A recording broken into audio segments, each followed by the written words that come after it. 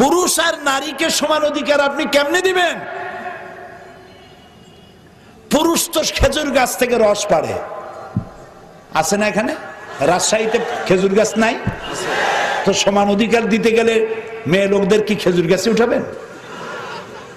পুরুষেরা অর্থ উপার্জনের রিক্সা চালায়, কোন মুসলমান রাজি হবে তার মেয়েকে দিয়ে রিক্সা চালাতে?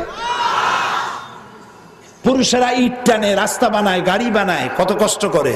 আপনার স্ত্রীকে, আপনার বোনকে, আপনার মেয়েকে আপনি কি সেই কাজ করতে দিবেন? দিবেন না।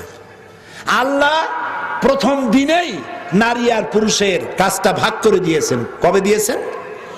প্রথম দিনে। আদম আলাইহিস সালাম এবং হযরতে হাওয়া আলাইহিস সালাম। আদম আলাইহিস সালামকে পাঠালেন কোথায়? শ্রীলঙ্কায়। আর হযরতে হাওয়া আলাইহিস সালামকে পাঠানো হলো কোথায়? জেদ্দায়। আদমকে বলা হলো তুমি পুরুষ, তোমার ডেস্টিনেশন, গন্তব্য হচ্ছে জাবালে রাহমাত, আরাফাতের ময়দান।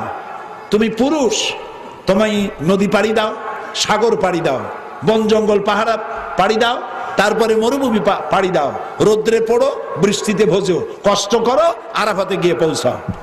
আর হযরত হাওয়াকে বলা হলো তুমি নারী, প্রকৃতিগতভাবেই তোমাকে তৈরি করা হয়েছে ভিন্ন আঙ্গিকে, তুমি অত পরিশ্রম করতে পারবে না, সেজন্য তোমাকে ফেলানো হলো জেদ্দায়। মাত্র ৭৫ থেকে ৮৫ কিলোমিটার দূরেই হচ্ছে তোমার স্বামীর সাথে মিলিত হওয়ার জায়গা, আরাফাতের ময়দান, জাবালে রহমত। তোমারটা কাছে করে দিলাম, ও পুরুষ তারটা দূরে করে দিলাম। প্রথম দিনেই আল্লাহ প্রমাণ করে দিলেন পুরুষের পরিশ্রম বেশি, নারীর পরিশ্রম কম।